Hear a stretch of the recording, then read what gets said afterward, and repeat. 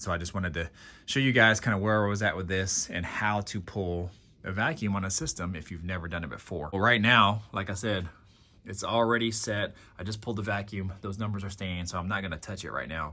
But in order to pull the vacuum, all you would do is have your blue line, which is your low pressure side, and then your red line, which is your high pressure side, and then you'd have your yellow line going into your source, which is, in this case, the pump, because I'm pulling a vacuum, or if you're charging it, you take this off and then hook it up to your refrigerant to feed the system in.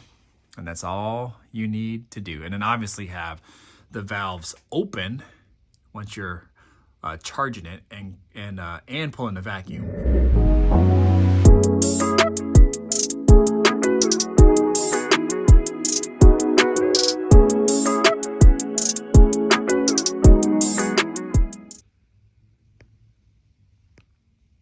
All right, you guys, what it do? Your boy is back on the grind one more time. Your boy is back at it again, you guys. And I wanted to film this kind of more for informational purposes and talk about some of the issues that I had with this. I haven't filmed anything in a while because there's been a lot of small jobs that I've been wanting to get done on the car.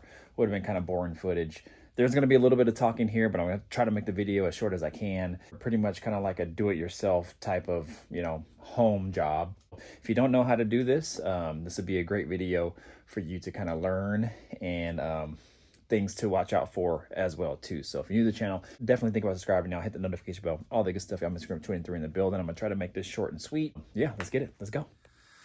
All right, you guys. So just real quick. So this is what I'm doing right now. I am testing my system out, not charging it yet, but testing it out to see if the system will hold a vacuum. Now, some preliminary things that I've done prior in order to clean the system up and to flush out the whole system. I got new parts. So the accumulator dryer is new. The orifice tube is new. The compressor down there is new. Got a high pressure switch that I put on there as well too is new. These lines have been flushed out. Same thing for the evaporator and the condenser. You are not supposed to use it in the dryer and the compressor, but since the compressor is new and these are new, I didn't have to flush those out. But did the same thing here, flushed that out, and that was actually pretty dirty. But flushed that out till it pretty much came out clear. And same thing with the condenser, which is down here. Those are all clean, new parts. Now everything is back together. In every single connection point, there is an O-ring. So there's an O-ring in this cycle switch. There's an O-ring in here. There's an O-ring in here. There's an O-ring in these two here. And there are what they call seal washers back over behind here. I'll show you real quick. Right in there, and it's really hard to see. Yeah, you guys probably won't be able to tell. On the newer style compressors, they make what they call a seal washer to kind of fill in the gap in the space when you torque that manifold bolt down to 25 foot-pounds, and then you're good to go. So I think the new lines that you buy from, Highway Stars or something like that actually has the seal washers and the adapter spacers, I think, are needed for the newer lines. But with these original lines, you only need the seal washers. Again, the compressor is filled up with oil. This is brand new, so you have to put new oil in it. And yes, everything else is set. Now, what I am doing with this here is I am just pulling a vacuum on the system. And so it's something that I've already did, but I wanted to show you guys. And I left everything connected. The reason why you want to pull a vacuum on the system is because, you want to pull all the moisture out. And what they call it is basically you're removing the atmosphere from the system. Anyways, you're just pulling the moisture out, just basically vacuuming it down so it'll accept a charge when you actually recharge the system with refrigerant. So that's why you want to be really, really detailed and tedious and perfect in what you do in order to keep the system as clean as possible when you're putting new stuff back in, and also to ensure you don't have any leaks. That's why you see all these O-rings out, because I replaced every single spot with O-rings that was needed. So with that being said, I've pulled this vacuum down about 5, 6, 7 times. And when you pull a vacuum, you're supposed to do it for about 30 minutes to 45 minutes. And so it takes some time.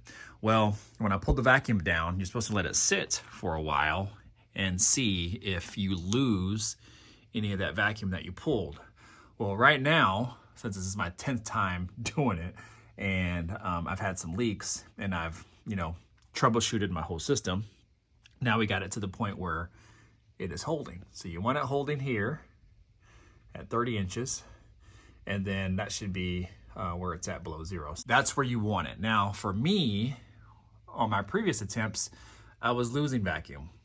So at the beginning, I was actually losing it the first few times pretty fast. Like it would pretty much drop right down in a few seconds.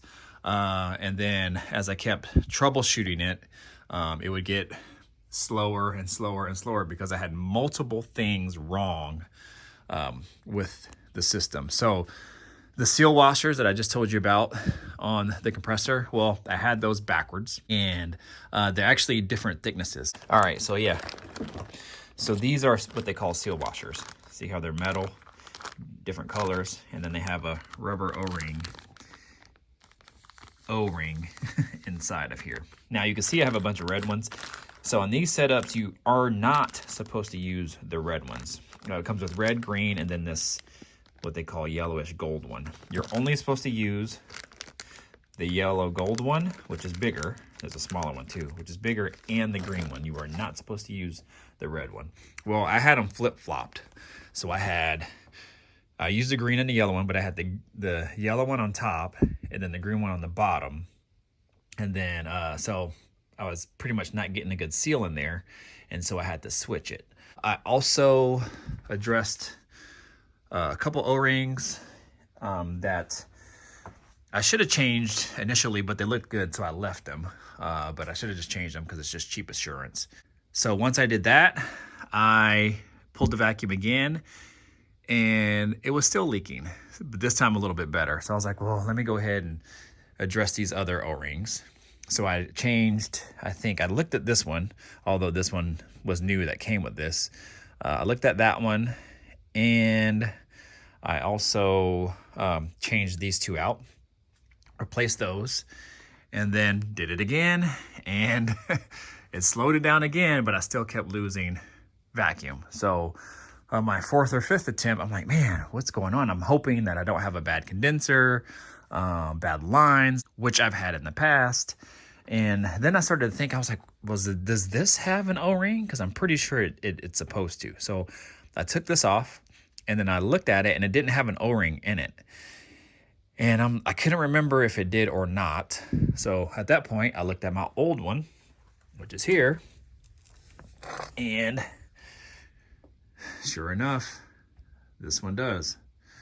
So I knew that I was probably losing vacuum from that area too. So took this off, matched up my O-rings, put it on, vacuumed it down again, and then lost vacuum again. And I'm like, man, the only other thing that I could think of was my gauges were bad. So I have a set of old gauges. This is what I was using initially when I was pulling vacuum. And these were given to me. I've used them a couple times with no issues.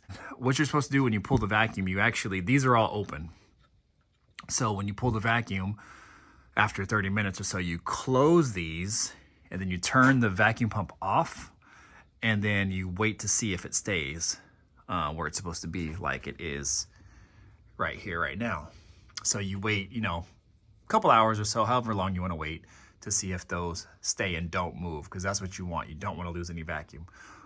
Well, when I closed them, I wanted to listen to see if I heard any hissing or anything like that. So I took my soapy Simple Green, sprayed it all over, and then sure enough, it was starting to bubble right here. This was the culprit. And I thought about this when I was doing this process. And I was like, you know what, I'm just gonna keep going. And sure enough, it ended up being that in the end. So took my son, went to Harbor Freight, and my son found a bucket that he wanted. I'll show you a picture here. And love that damn bucket. That kid will find anything at any store to take home with him. But I didn't buy it for him, but he definitely wanted that bucket. But anyways, long story short, hooked up these new lines, new manifold. I rented that pump from O'Reilly's and pulled it for about 45, 50 minutes. It's been about 25, 30 minutes right now, and you can see it is holding strong. I don't think those moved a bit.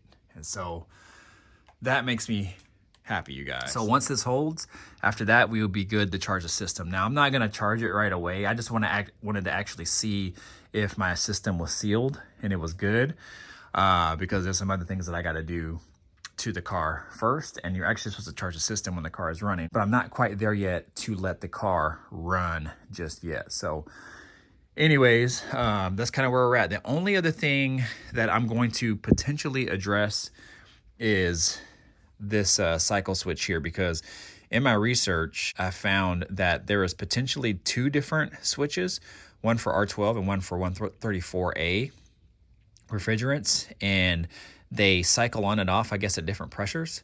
So I'm going to see which one this is, or see if it makes a huge difference or not, and then I would change that at some other time. So, but anyways, that's kind of where we're at, you guys. It's really simple. The whole charging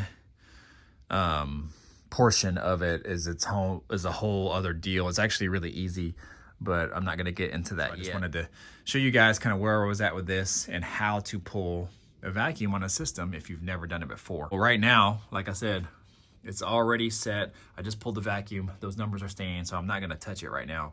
But in order to pull the vacuum, all you would do is have your blue line, which is your low pressure side, and then your red line, which is your high pressure side, and then you'd have your yellow line going into your source, which is, in this case, the pump, because I'm pulling a vacuum, or if you're charging it, you take this off and then hook it up to your refrigerant to feed the system in.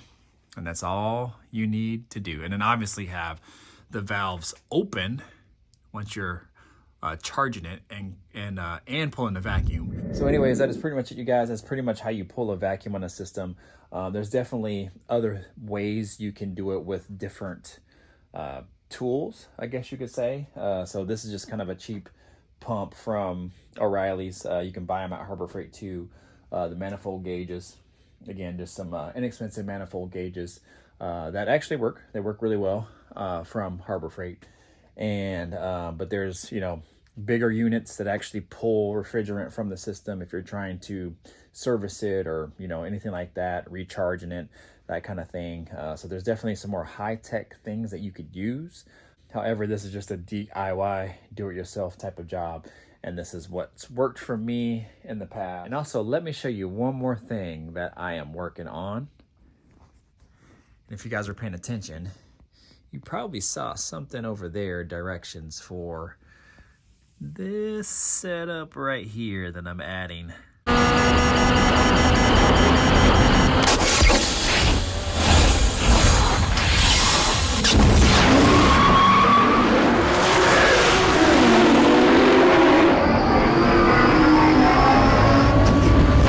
To